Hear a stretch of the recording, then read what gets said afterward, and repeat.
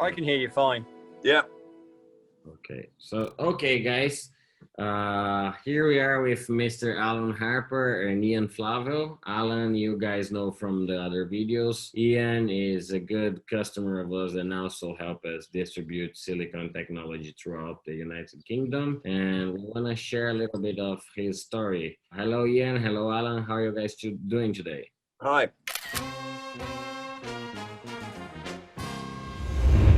Hi, how are we? Okay, Ian, as far as I know, a few years back, you're now manufacturing parts using silicone membranes, but a few years back, you were not an entrepreneur, you were not working on your own company manufacturing parts. Can you tell us a little bit more of your background on the composites? Yeah, I mean, I've been doing composites now for nearly 30 years. That's all I've done ever since I was 16 years old. Worked for many companies using your standard hand lay chop spray. And then in 2018, I decided to set up my own company. I've known Alan for a long time, and we worked together beforehand at a company called Truckman, where we was doing silicone back there. And when I set my own company up, I decided to sort of get in touch with Alan and see if I could produce what I needed to produce through my own company using the silicone process. And I think we've took it from sort of very small to what I do to quite large process. We changed mainly because of the sheer sort of skill level that is required in the UK to do hand lay chop sprays. It's sort of running out. There's no one out there anymore that can come and get off the street. They are, but they're a lot older. Your young guys don't want to get into fiberglass anymore. It's a horrible, sticky, smelly industry, as we all know. So, yeah, doing the silicone membrane process, it took away that real skill level. Don't get me wrong, people still need a little bit up here, and easy process to manufacture. We now have about 40 membranes on the shop floor. I've seen that, yeah. Yeah, on my shop floor. I've seen some pictures. We have some pictures to share with the guys here as well. But 40 is quite impressive in what, a space of 2 years? 2 years, yeah, 2 years. And we also have manufactured some silicone membranes for other customers that we brought online in the same industry. So now that we're distributing for Alan Harper Composites, we're also making some membranes and getting more and more interest in the UK. So you've answered a little bit of my next question on your previews. The question is, where have been the challenge for you to start your own business, and how the silicone membrane helped with that? If you were to doing the parts you do today with hand lay or spray up? The large one for me is a cost saving, especially setting up your own business. As we all know, it's not cheap to set up your own business. Yes, you need the customers, but again, to sort of throw money at it. Now, with hand lay or chop spray, as we call, we actually spoke to a customer not long ago that have changed to silicone membrane. They sent us a part in that they were using it. Now, this will sort of show you why I moved to silicone membrane. Now, they've got a guy on the shop floor using a chopper machine, and they're spraying a small component. We got the part in, and it weighed 9 kilos for this part. Because again, you've got one man standing there spraying away, not too sure how much he's putting on, rolling it, throwing it out, somebody rolling it down, job done. Maybe it's 11, maybe. Yeah, exactly. You don't know, do you? So when we then made silicone membrane for the same part and broke it out, it weighed 1.6 kilos. What? Exactly. So now you can, exactly. So now, so you can see the difference. So we got their parts that they make every day and put it together, and it weighed 17 kilos. That's the lid and the base for a company. When we'd finished, 4.7. Quite a bit of difference. So now, that's basically paying only in raw materials 3 products. Yeah. If you had all the extra costs, probably they were paying like 4 or 5 times the cost to manufacture one part with our system. And it's time saving. You've got to, I mean, we manufacture flat roofs and various, and you've mostly seen our Versalith pod, which is quite complex. Well, that's for the VW. The flat roofs for the VW, yeah, and the Versalith pod, the yeah, complex one. Now, the VW, we actually manufacture that flat roof and don't tell my customer, in 17 minutes. So it's a big saving in time. But at the end of the day, GRP components, the quicker you can turn them around, the better. To get them out to the customer, it gives us a better lead time for our customers as well. We actually can tell that to your customer, because we can say, imagine how much would cost if I had to handle that. They still want to pay the same. That's the problem. But yeah, I mean, we started to run with it on the roofs, which was a flat system. And we're going back now 2018 in September when we first made the very first bag, which I came to Alan's, where I am today, by the way. I'm at Alan's place because I'm actually away on holiday. So I came here and we made our first bag, and I am employing at the time 3 guys who have done hand lay most of their life, or chop spray, and to get them to change originally wasn't easy. Because again, they're old school. They've done it all their life. If you ask them now to go back and hand lay, you have no hope. Absolutely no hope whatsoever. Because they're like, no, I'll go. Can you go and hand lay that? Like, oh no, don't want to do that. Can we do a membrane for that? Yeah, it is. Don't get me wrong. We've had some challenges along the way. At the beginning, they do feel challenged, and they feel like they're gonna lose their place and their position because they won't be needed, and they were so used to hand lay for 30 years that I often find that difficulty on customers and customers, employees and workers, that they say, no, this ain't gonna work. On my field, they feel a little bit threatened because they've been doing that for so long. But as soon as they realize how it makes their life easier, the switch flips and they don't want to go back anymore. No, it's a nicer environment to work in. We've all been in GRP shops where you've got fiberglass over the floor, where there's been chopper spraying and people hand laying. You walk in 5'3" and you walk out 6'2" by the time you picked all the fiberglass off the floor. But it's a night. I mean, you've seen videos of and posts that I put on LinkedIn how tidy our shop is, and it is a cleaner environment. And also waste. There is hardly any waste. We manufacture now the part, so there's not really trimming to fill a skip. We just grind off the edge because the part is pretty much made and calibrated to the size we require.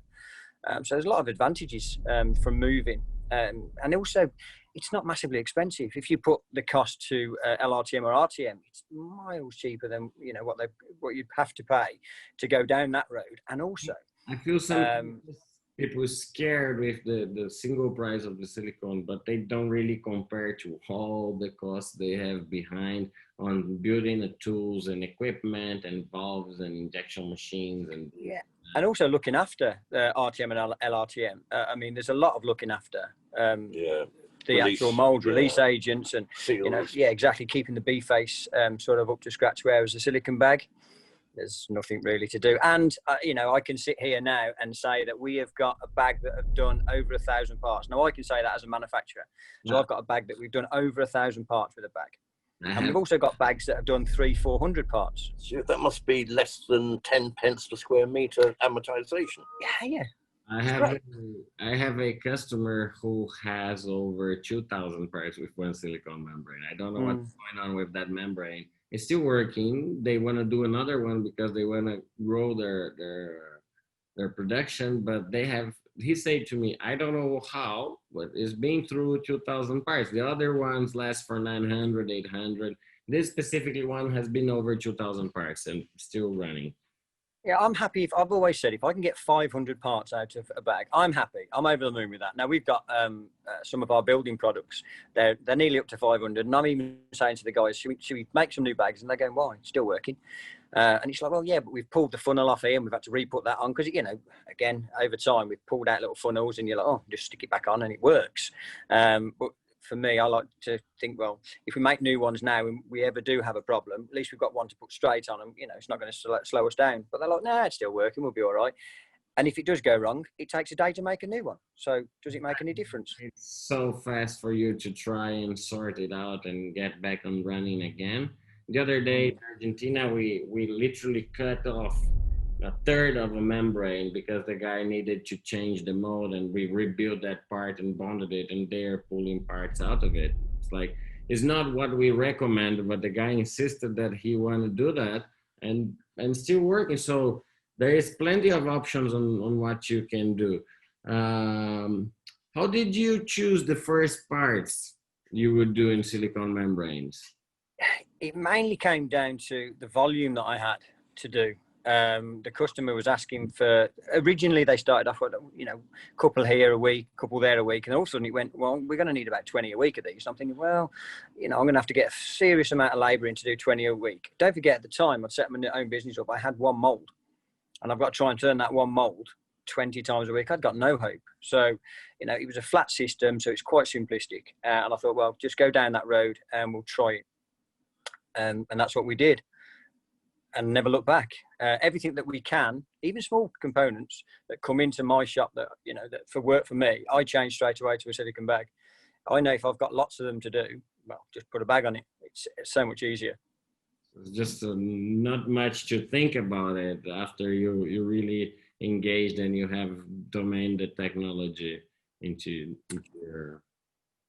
No, as I say, I mean, and again, I'm, because of the LinkedIn, I think, and seeing that I'm not out there to sell the product, but I am, but I'm actually using the product every single day in my own business. And then that makes it easier for people to go, okay, it's working for you. I can see it's working for you. So can you come and have a look if it works for us? And I've now been and visited in the last, well, few weeks, because you could go and visit people now through COVID. It's been a while. About 5-6 customers, and every time I've been to see them and they've been to see our process, straight away they're like, oh, this is great, we need to change to this, we need to change to this. And we are now starting to quote for new tools for various customers.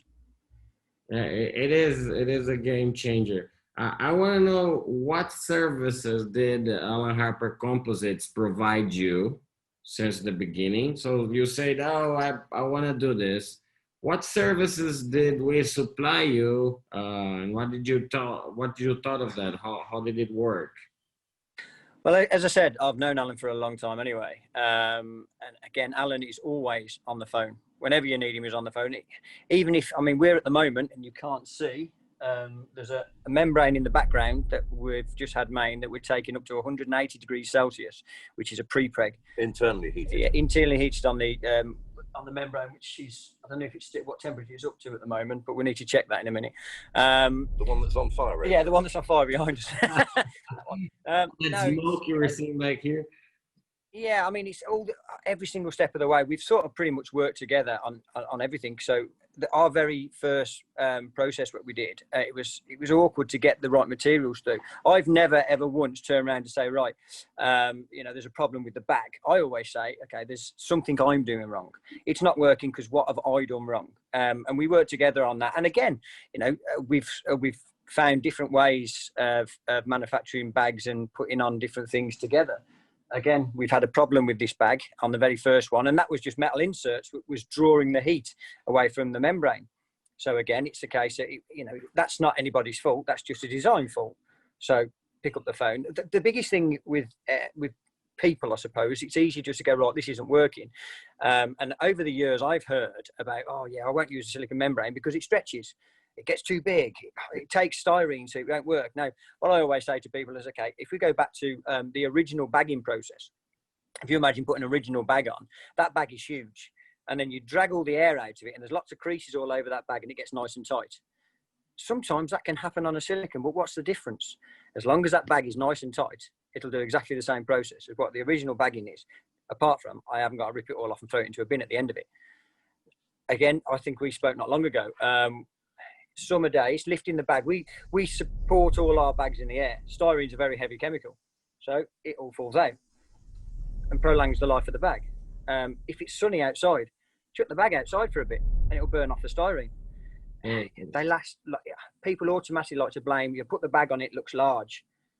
Put the vacuum on and it goes back to shape. You just adjust it here and there, and yeah, that's it. you know, you can manipulate it with your hands. Once the bag's on, you can sort of manipulate it once the air's being pulled out. You couldn't do that on an original silicone bag process. It was a big game changer for us, a massive one, and we wouldn't be where we are today as a business without changing and moving to silicone membrane. How many people you have working with you, and how many parts a month do you think you guys produce roughly? Well, we at the moment, because I'm a new business, we've now got 7 guys that work full time on the shop floor. That's including me. Yes, I own my own business, but yes, I'm on the shop floor day in, day out. And we've only got 2 that are on the silicone membranes. The rest are doing the finishing and the trimming and everything else. And we have got some hand lay processes. But between the 2 guys during the course of a day, and that's breaking them out, gelling them, getting them ready. We do a Versalift pod every single day of the week. And we do 3 roofs every single day of the week, and then we do 3 of each canopies pretty much every day. So you know we can turn out in a day easily between 2 guys 10-15 products every day. They're big, and they're not small products. No, the Versalift pod is we manufacture the Versalift pod and we do it by hand. Here or there on the videos, if you can share with us, people will have the idea of the parts we're talking about. Yeah. Well, as I say, it's because I'm not in my factory, but I can send you some photos. Yeah, we can. And then you can get an idea of the sizes. If you imagine that the roofs are 4 meters long by nearly 2 meters wide, and you're 15 parts a day with 2 guys, 10 parts a day with 2 guys. Well, yeah, it takes the guy 17 minutes to put the mat on, put the bag on, and put the resin in. Well, and that's what 5-6 square meters. Yeah, easy. Now the Versalift pod is very, very complex. You've seen that's 5 split molds. Now originally when we hand laid it, and we have hand laid it, to do a part, it was taking just over 9.5 hours. We do one in 3. Did you hang yourself upside down to come inside and land? Yeah, I have to hold onto the frame and slowly go in, and then you see me pop back out again. But yeah, I mean, there is a video somewhere of me filling the bag up and putting the resin in. Takes 4 minutes to put the resin in while I'm in the pod, because I have to get inside it the way we've designed it. Video with our community. And I have one last question to you, Ian. Who would you recommend this system? Who on the community would say, guy, this is for you? In the GRP industry, simple answer: everyone. There's something, no matter what you do and what you produce, it'll work in some processes for everyone, no matter what you produce in GRP. And pre-preg, it works for exactly the same process. So if I had to say to GRP industries out there, have a look at it and invest, because it is a game changer, massively. Yeah. And that's from somebody that actually produces every day of the week. Alan, from a perspective of Alan Harper Composites, can you tell us a little bit how difficult it was to us to get Ian to the level he is today? Well, he's basically a hungry and keen person to take on the technology, and he's not negative. There are a few people out there very conservative and almost waiting to have it proven to them. They've already decided it doesn't work, but they say, okay, they now prove it. Now, if you don't have a positive attitude, you're never really going to get a client who's going to give it a fair trial. Ian's progressive. He's thinks out of the box to a certain degree, and the main thing is he started his company specifically to use this technology over hand lay. It wasn't, we do hand lay and we do what we can with this. It's basically to do it all by this, because it's proven itself to be much more cost effective. So it's the positive nature of Ian and that type of client, which makes it move ahead much quicker, and obviously it's commercially much more successful for him. That's good. Definitely. How long would you say it takes for Alan Harper Composites to train a company so that the company is ready to be producing parts in 17 minutes like Ian's do? Do you want me to answer that one? Yeah. I mean, picking the right person it's a shame, really, because as we know in the industry, you could come and train somebody and they pick it up really quickly. It doesn't take a lot. I mean, I've just employed a guy who's never used it at all.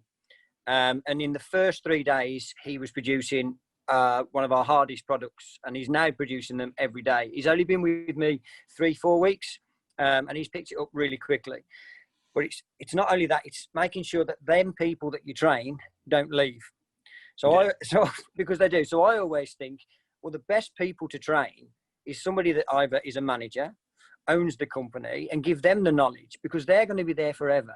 And then they can transfer that knowledge on, because people move. You know they do. People move on, get paid a bit better over here. So I'll go over here for a little bit, and then I'll move back over here and get paid a little bit more there. And that's what happens. So as long, it doesn't take long to train somebody. As I say, Simon started with me. Within 3 days, he was manufacturing products, and I don't have to tell him anything now. Sometimes he makes a little bit mistakes, maybe leave the tissue out. We've all done it. We've all done it. And all the toilet paper. Yeah. Forgot the toilet paper. Yeah. I've done it on a carbon fibre roof, which wasn't very good. But yeah, and again, I mean, I've got our guy that's been with me now from the day dot. He's been with me for just over 2 years now, and he came into it. He started doing the process. I think we started on the canopies with the sidewalls that are awkward to get on. Within a few weeks, he'd got it all, and now he just does it blindfolded, picking the right people. They need a little bit up here, but it's not hard. It's not rocket science. That's the big thing. You know, you haven't got to go like you would hand lay. Oh, got to get that air out of there. You haven't got to do all that. All you've got to do is put the bag in place, make sure the tissue's in, make sure the vacuum's on, and the simplest thing is you got a bit of a funnel and pour in the resin. It's not hard.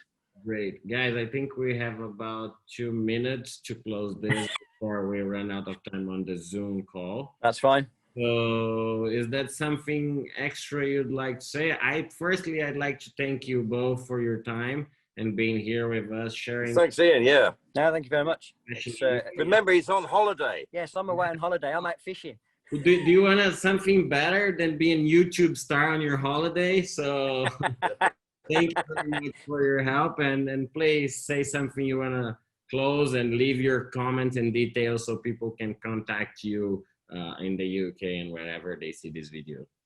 Yeah, just go into it with an open mind. If you're going to look at changing your process, go in with an open mind. Because honestly, in my point of view, it's a big game changer, especially for a business. Yeah, I like that expression. There's a molder who's saying this is a game changer. It's true. It's not what they call BS. It's absolutely true. It's a game changer, and it's profitable. The main thing is profitable. At the end of the day, besides all the good we do, still leaves money in our pockets. Yeah.